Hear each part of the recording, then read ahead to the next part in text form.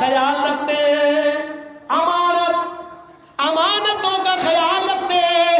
امانت بہت بڑی چیز ہے، امانتوں کا خیال رکھنا بہت بڑی چیز ہے۔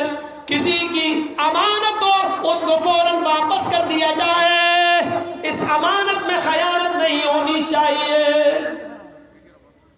مکے میں ایک شخص رہتا تھا یوسف نام کا، اس نے مکے ہی کے کسی آدمی کو 1000 درہم قرض دیا تھا۔ یوسف نے کسی آدمی کو 1000 روپے کا قرض دیا تھا، یہ لے لو۔ قرض ملنے کی امید نہیں ہے، وہ آدمی غریب سے غریب ہوتا چلا گیا، قرض ملنے کی امید نہیں۔ جس آدمی نے قرض دیا تھا 1000 درہم، اس آدمی کو اس آدمی کی 1000 درہم کی کوئی چیز دوسرے آدمی سے وصول ہو گئی۔ ایک دوسرے آدمی کے پاس اس کی ایک چیز رکھی تھی 1000 درہم کی، وہ اس کو مل گئی۔ یہ آدمی اس چیز کو لے کر مکے کے عالم کے پاس گیا۔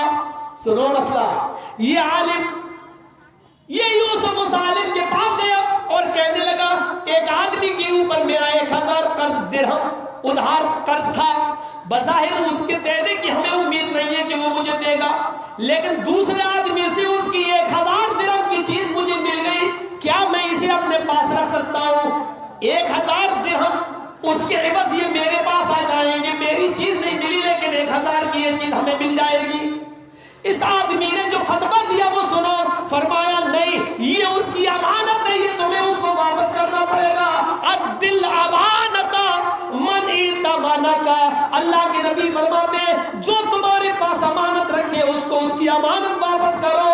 ولا تخن من خانک، اور اس کے ساتھ خیانت مت کرو جس نے تمہارے ساتھ خیانت کی ہے، یہ تمہیں واپس کرنا پڑے گا، یہ تمہارا نہیں ہے، یہ اس کی امانت ہے، یہ امانت تمہیں دینا پڑے گی۔ اب اس نے تمہارا پیسہ نہیں دیا یا تمہارے درہم نہیں دے رہا ہے تو تم ویسا نہیں کر سکتے ہو اس کے ساتھ جیسا اس نے تمہارے ساتھ کیا ہے، اس کا گناہ اللہ اس کو دے گا، لیکن تم اگر اس کی امانت کو اپنے پاس رکھو گے تو اس کا گناہ گار بھی تم ہوں گے۔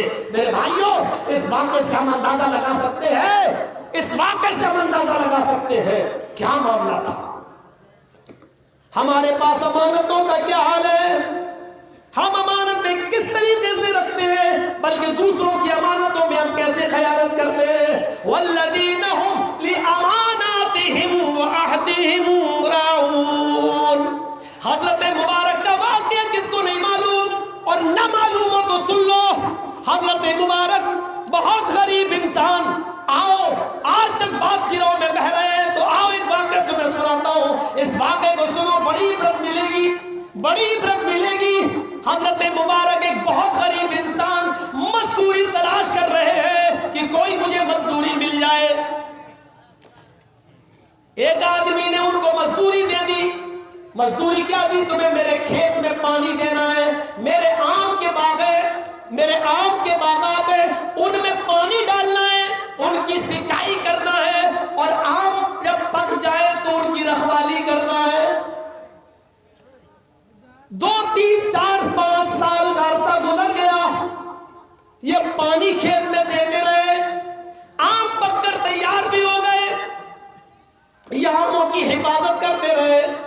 ایک دن اس باغ کا مالک اپنے کچھ مہمانوں کو لے کر اس باغ کے اندر آیا اور کہنے لگا، مبارک جی میرے مہمان آئے ہیں، کچھ میٹھے میٹھے آم توڑ کر لاؤ۔ مبارک جاتے ہیں، کچھ آم اس پیڑ سے توڑے، کچھ اس پیڑ سے توڑے، کچھ اس پیڑ سے توڑے اور ٹوکری بھر کر لائے، لو۔ یہ کیا ہے؟ آم کھائے، کچھ میٹھے نکلے، کچھ کھٹے نکلے، کچھ کسیلے نکلے، کچھ کچے نکلے۔ مالک نے غصے میں کہا، مبارک مہمانوں کے سامنے تم نے میری بے عزتی کی ہے، میں نے تم سے کہا کہ میٹھے میٹھے آم توڑ کر لاؤ، تم کیسے آم توڑ کر لائے؟ کچھ کھٹے میٹھے کسیلے کچے۔ 5 سال سے تم ہمارے باغ میں کام کر رہے ہو، تمہیں اتنا تجربہ ہے؟ مبارک کا جواب سنیے اور اپنی زندگی کو دیکھیے۔ حضرت مبارک جواب دیتے ہیں، جی آقا، جی ہمارے مالک، مجھے کیا معلوم کہ کون سا آم میٹھا ہے کون سا کھٹا ہے؟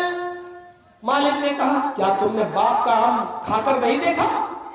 किस पेड़ का आम मीठा है, किस पेड़ का खट्टा? मुबारक ने जवाब दिया, उस जात की कसम जिसके कब्जे में मेरी जान है, आज 5 साल का जमाना गुजर गया, मैंने अभी तक आपके बाग का एक आम भी नहीं चखा। आपने तो मुझे सिर्फ बाग की मजदूरी के लिए रखा था, हिफाजत के लिए रखा था, आपने मुझे आम खाने की इजाजत ही कहाँ दी थी? हम तो पानी देते हैं, आम की सिंचाई करते हैं और देखभाल करते हैं, हमने आज तक आपके बाग का कोई आम नहीं खाया, इसलिए मुझे तजुर्बा नहीं है। उस रईस आदमी को, उस बाग के मालिक को बड़ा ताज्जुब हुआ। उसने कहा, माफ कर दो, मैंने तुम्हें सख्त सुस्त कह दिया। अपने घर जाता है और अपनी बीवी से कहता है कि आए मेरी बीवी, आज मुझे मेरी जिंदगी का मकसद मिल गया, आज मुझे मेरी जिंदगी का मकसद मिल गया। क्या मकसद? कहा, मेरी एक जवान बेटी है, मैं उसके लिए लड़का तलाश कर रहा था, लेकिन आज के बाद मुझे लड़के की जरूरत नहीं है। मैं अपनी बेटी की शादी हजरत मुबारक से करूंगा, वो मेरे बाग का रखवाला है, वो मेरा नौकर नहीं है।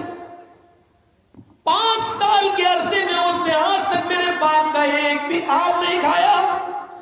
जो अल्लाह से मेरे बाग के मामले में इतना डरता हो, वो अपनी होने वाली बीवी के मामले में अल्लाह से कितना डरेगा? मेरी बीवी उससे ज्यादा, मेरी बेटी उससे ज्यादा कहीं खुश नहीं रह सकती। वो रूखा सूखा खाकर भी मेरी बेटी को पालेगा, और फिर शादी के बाद ये बाग भी तो मैं उसी को दे दूंगा, वो अपना गुजर बसर बड़ी अच्छी तरीके से संभालेगा, करेगा। आजकल की तरह औरतें नहीं थी, अपने शौहर की हाँ में हाँ मिला देती है जैसे आपकी मर्जी। हजरत मुबारक से ये बात की जाती है, हजरत मुबारक